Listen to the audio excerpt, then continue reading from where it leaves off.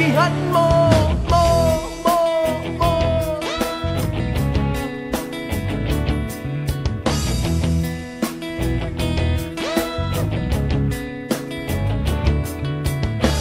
Kailangan pa bang i-memorize? Tao'y sadyang matibay, naghahanap ng tropa sa gitna ng kalungkutan. Ganito talaga kabisyo, ang saya-saya. Malakas ang tawanan sa amin, sige lang ang pahinga. Love Radio, isigaw mo pare. Love Radio, kakulitan mo to. Love Radio, isigaw mo pare. Love Radio, ngiti tayo, lakihan mo. Kahit di araw ng Pasko, tawanan ang problema.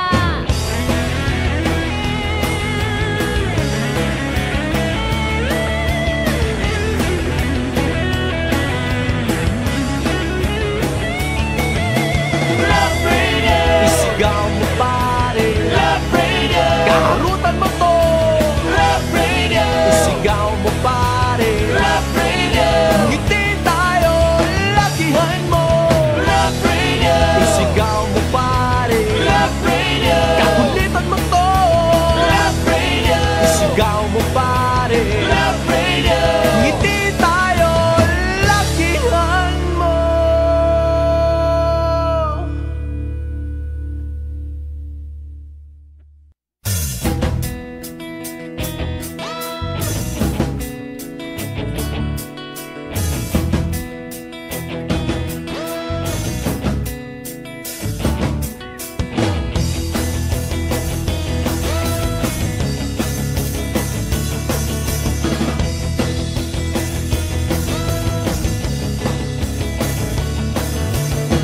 Puno na ng problema ang ating buhay, kaibigan. Lagi ka na lang nakapamewang sa iyong kapalaran. Andyan lang ang barkada, naghihintay, nag-aabang. Malakas ang tawanan sa amin, sige lang ang pahinga. Love Radio, isigaw mo pare. Love Radio, kaharutan mo to. Love Radio, isigaw mo pare. Love Radio, ngiti tayo, lakihan mo, mo, mo, mo.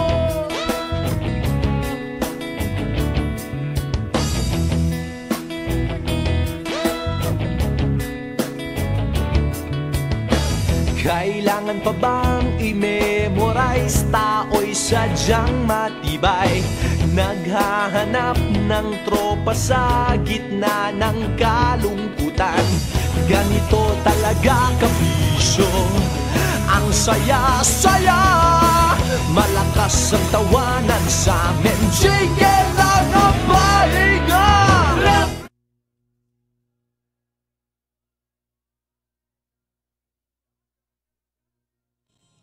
Morning, guys. Hi, check. Mic check. There you go.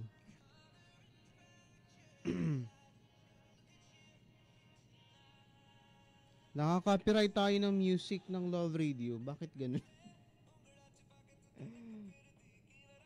I think i-register na ng Love Radio yung page natin. Sana mapanood ng digital team ng Love Radio Manila. Nakaka-copyright po kami ng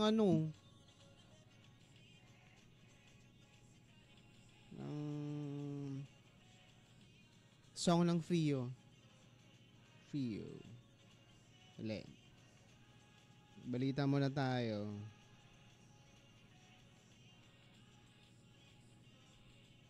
Narinig niyo ba yung song? For sure. Sapphire. Ed Sheeran. Morning.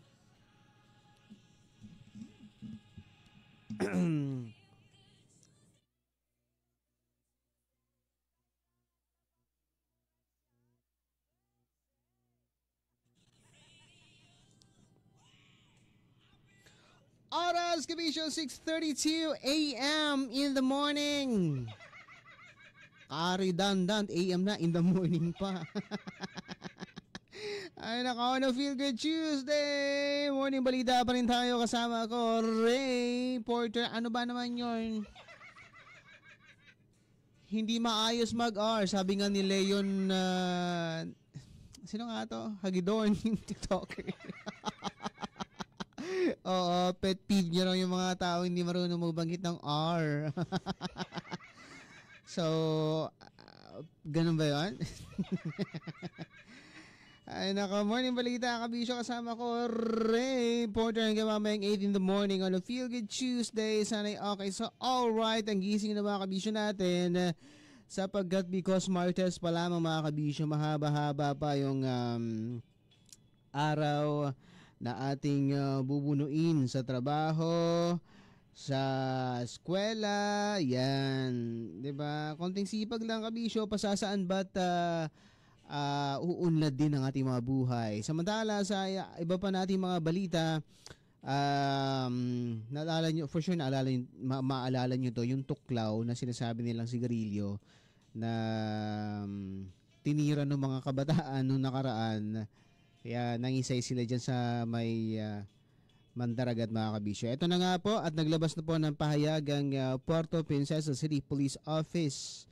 Ayon po sa kanila, may sangkap na synthetic cannabinoid ang tuklaw na sigarilyo matapos po ang isinagawang pagsusuri ng Puerto Princesa City Forensic Unit sa pakikipagtulungan ng UP Drugs of Abuse Research Laboratory at Clinical Toxicology and Environmental Biomonitoring Laboratory ng University of California, San Francisco. Ayon pa sa City PNP, ang synthetic cannabinoid ay isang chemical na ginagaya ang epekto ng natural na cannabinoid mula sa marijuana na nagdudulot ng hallucinations, seizures at respiratory distress na maaaring mauwi sa pagkamatay. Dagdag pa ng CDPNP na ipinagbabawal ito sa ilalim ng Republic Act No. 9165 o Comprehensive Dangerous Drugs Act of 2002. Ang pahayag na ito ay may kaugnayan pa rin sa nagpapatuloy na investigasyon sa insidente ng pangingisay ng 3 kabataan, yun nga po, sa New Bungkag, Barangay Mandaragat matapos di umanong humit-hit ng binabanggit na tuklaw. Actually nasa ano siya yung pag sinesearch mo sa internet yung lumalabas na tuklaw, yung mahaba na para siyang traditional na sigarilyo, yun nga na from Vietnam. Pero yung sa findings kasi ng CTPNP mga Kabisyo, yun yung sinasabi ng mga kabataan na hinit-hit nila was galing sa vial or yung nakalagay sa vial tapos may mga sangkap ng synthetic cannabinoid nga. Yan. Ginagaya yung natural na epekto ng marijuana.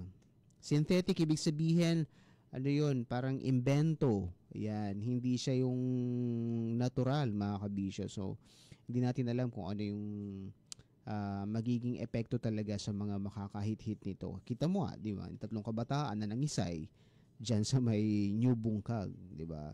So, as much as possible, meron na dito sa Puerto Princesa, as much as possible, mga kabataan, iwasan po natin yan. Okay. Morning balita pa rin, kasama ako, Ray Porter sa Love Radio. Live na live tayo sa Love Radio Palawan Facebook page, Kabisyo. Oras 6:36 in the morning. Back to the music na muna tayo sa Love Radio. Kailangan pa bang memorize yan? Basic.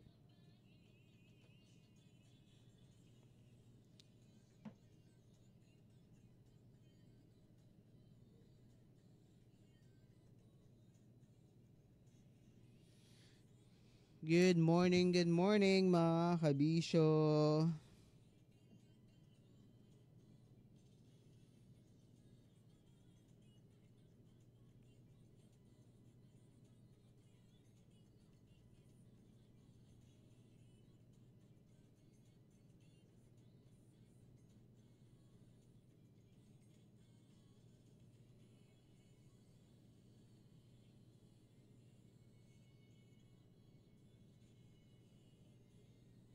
Grabe yung epekto ng ano na yun, ano, tuklaw. Scary.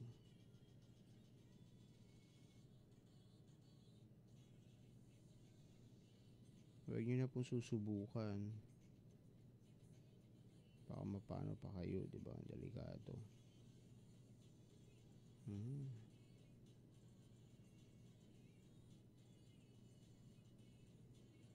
It's scary. And it's not, ano, it's giving.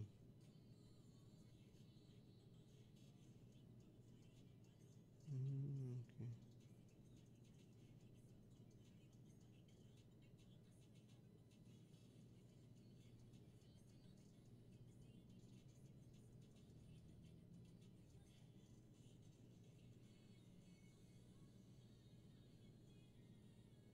Okay.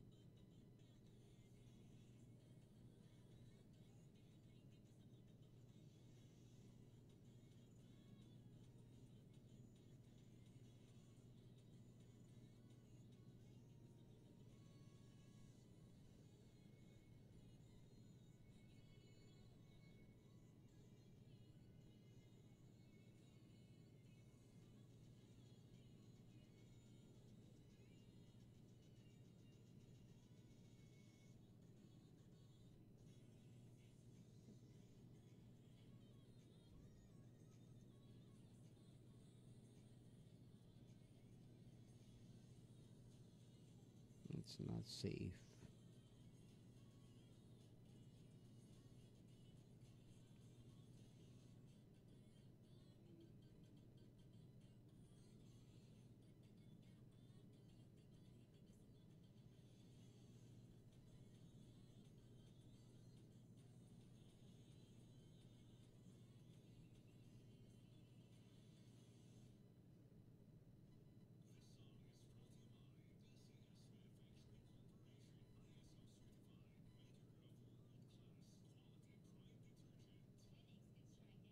Good morning mga kabisyo.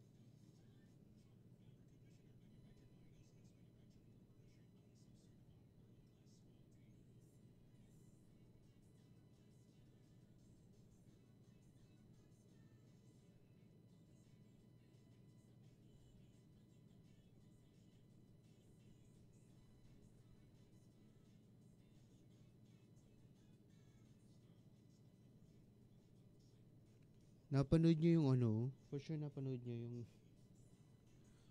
yung Coast Guard at saka Navy ng Taiwan, ay ng China. Nagbanggaan. Pero delikado yun kung Coast Guard natin yung tinamaan. Hindi, ewan ko lang, nako. Hindi tama yung ginagawa ng China talaga na to. Wala silang ano.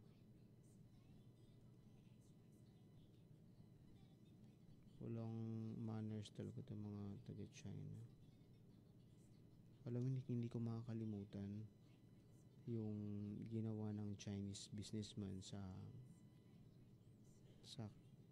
sinamahan kong, hindi ko naman siya friend pero kakilala lang. Sinamahan ko siya.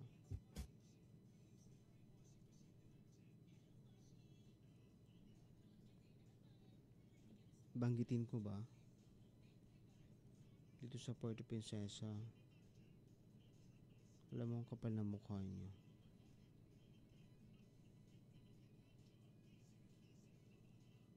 Nagda-drugs yata yun.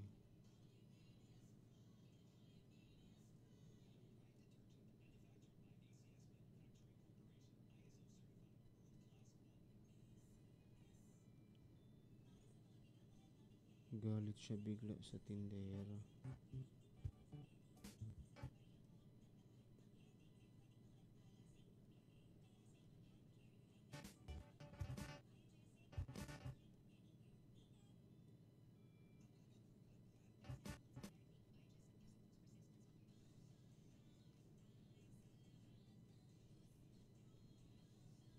Galit siya bigla sa tindera tapos parang kinaladkad niya. Walang hiya. Itong mga Chinese talaga mga walang hiya sa totoong buhay lang. Sorry na sa mga friend nating Chinoy. Totoo yan. May mga encounter ako sa mga Chinese na walang hiya dito sa Puerto Princesa.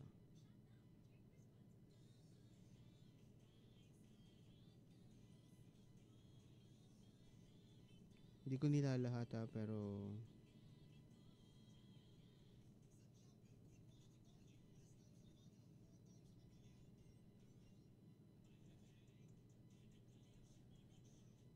for sure lagi naman ganyan, di ba? Hindi naman natin nilalahat, bla bla bla, ganyan ganyan. So honestly, I'll be honest with you guys. I have an encounter. Hindi naman, not really me, but yung sinamahan kong kakilala sa isang, basta may business siya dyan along Rizal Ave.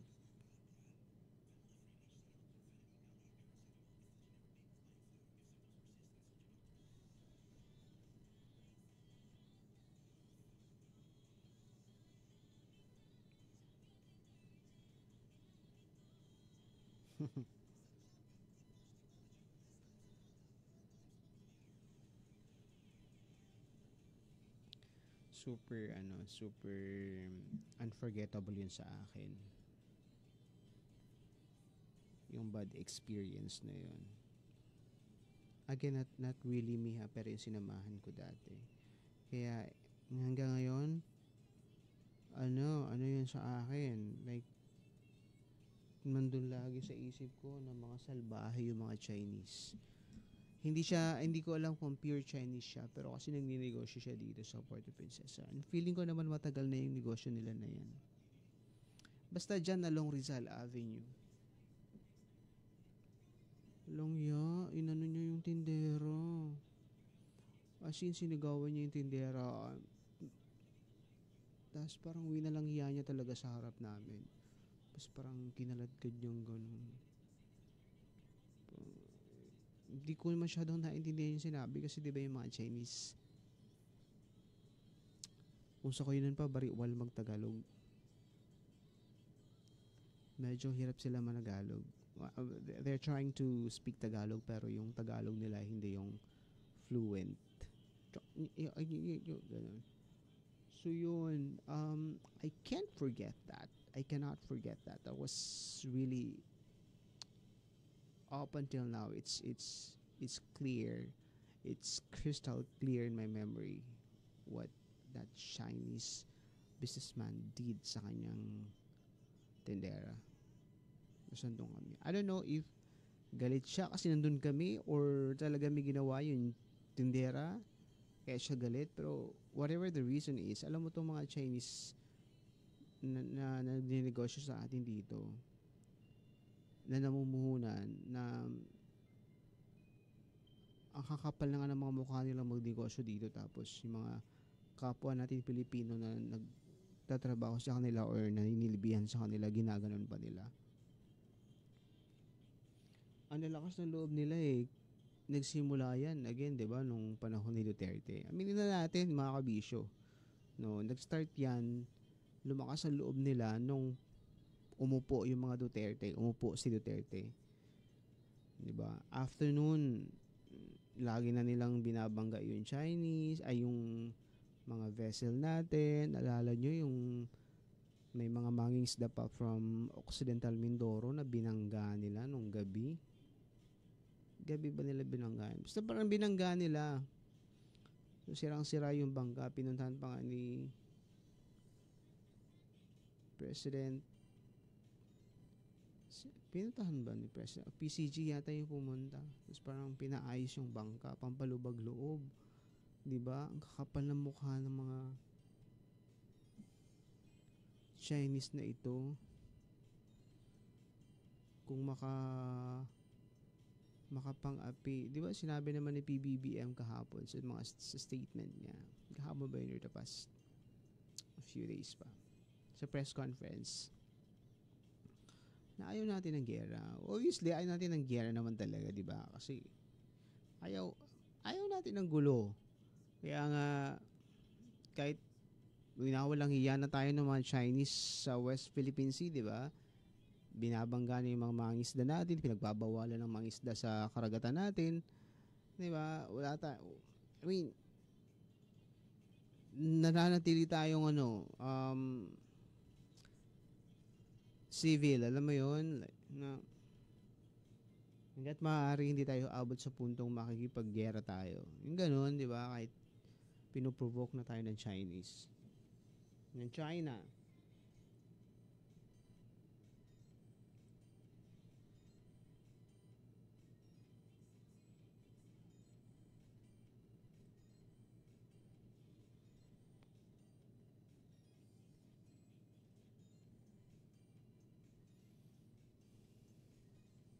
And the saddest part is, yun nga, di ba?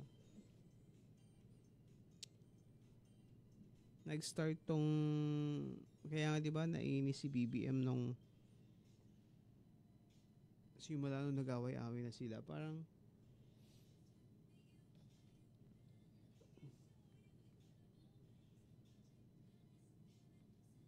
BBM was asking kung ano yung agreement. Kasi may agreement daw, gentleman's agreement eh. What was in that agreement ba? Ano yun? What was it? May bargaining ba? Whatsoever? Kasi parang pinamigay na ng mga Duterte yung West Philippine Sea sa China. Yun yung impression ng tao eh. At yun yung impression din ni PBBM. Kaya ganun kalakas yung China to shoo away yung mga mangisda natin sa West Philippine Sea. Hindi nila nirespeto yung exclusive economic zone ng Pilipinas and yung yung tawag dito, yung desisyon ng arbitral tribunal, mga kabisyo, favors Philippines. Di ba? Parang dinispute, parang they were trying to dispute yung 9-dash line, tapos parang sinabi ng UNCLOS na walang basehan yung kanilang 9-dash line at drawing, haka-haka. Isipin mo, lapit-lapit sa Palawan ng 9-dash line nila. Kapal na mukha, anong gusto na lang gawin sa West Philippine Sea?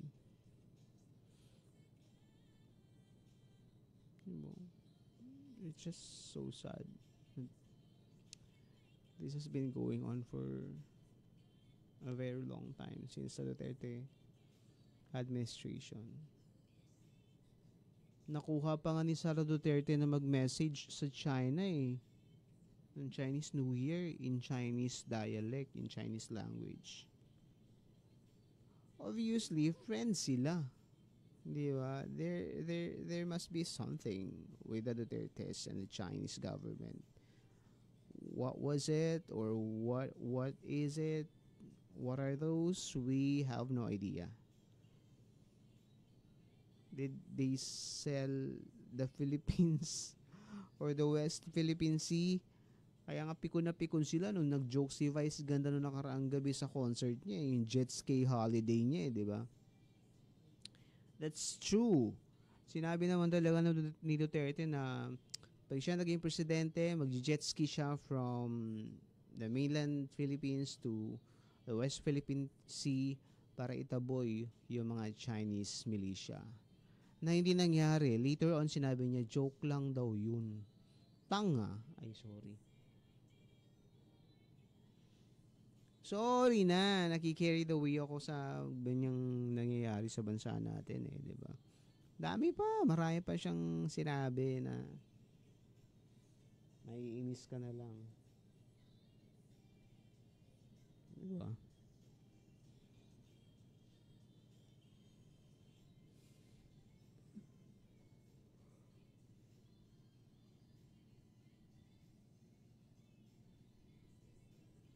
May in-unfriend nga ako kahapon na kung naka-follow kayo sa page ko, may in-unfriend ako. Hindi, sa personal account ko naman yun. Tatanggal ng muta. Sa Facebook ko, may friend ako na parang SK dito sa Puerto Princesa lang. Tapos shinare niya yung picture ni Kiko D na nag-thumbs down nga siya sa Senate nung sinabi nung Senate ni Senate President Jesus Escudero na i-archive na yung impeachment case against Sara Duterte, tapos silent protest yun eh. Wala naman, I mean, malaya tayo as a nation, di ba? As a democratic country. Pero in-escortan sila palabas. So yung picture na yun, nandun nakapost, shinare niya. Tapos yung caption niya, lakas tama. So yun yung post ko kahapon. In-unfriend ko siya kasi you know what? Bilang mga sangguniang kabataan, you should supposed to be like aware and ipaglaban natin yung bansa natin against all the corrupt practices, no? Hindi dapat tayo natutuwa sa mga nangyayari. Di ba? Hindi siya gino-glorify yung maling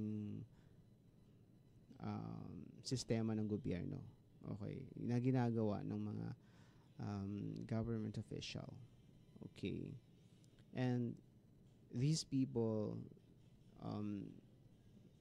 who did a silent protest sa Senate, boses sila ng mamamayang Pilipino na walang, na alam mo yan, like me, na gusto, you know, to represent those who cannot voice, who have no voice in the Senate, diba? To express our, alam mo yun, grievances or distaste sa ginagawa ng Senado. Kaya ang sinabi ni Vice Ganda, gulo-gulo nyo dyan sa Senado, diba? Manood mo naman kayo ng mga comedy show. Or mag-relax naman kayo. Totoo naman talaga, diba? Of course, sasabihin nyo bias, whatever, diba? Pero, you should know. Barangay officials. SK. Yan. Lakas tama daw. Tapos yung caption, sabi ko, bakit? Yung paring nyo ba? Pabola? Paliga? Hindi ba lakas tama yun? Diba? So, kung wala kang sasabihing, kung hindi ka kampi doon sa mga nag-silent protest, pero yet, huwag ka nang mag-post, huwag ka nang magsalita, no? Kasi, as sangguniang kabataan, you have the responsibility to, you know, influence the youth. Ng magagandang pangyayari, magagandang gawain, practice, diba?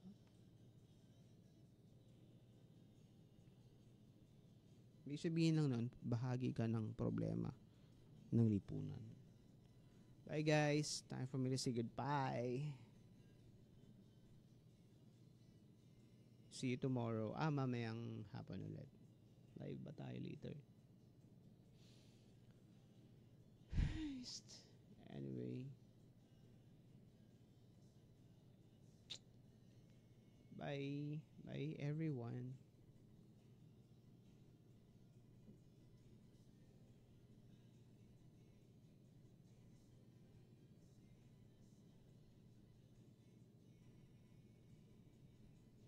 May tinitingnan lang. This ano pala talaga siya design, kala ko line linya ng kuryente ng mga kable, hindi pala. Fake.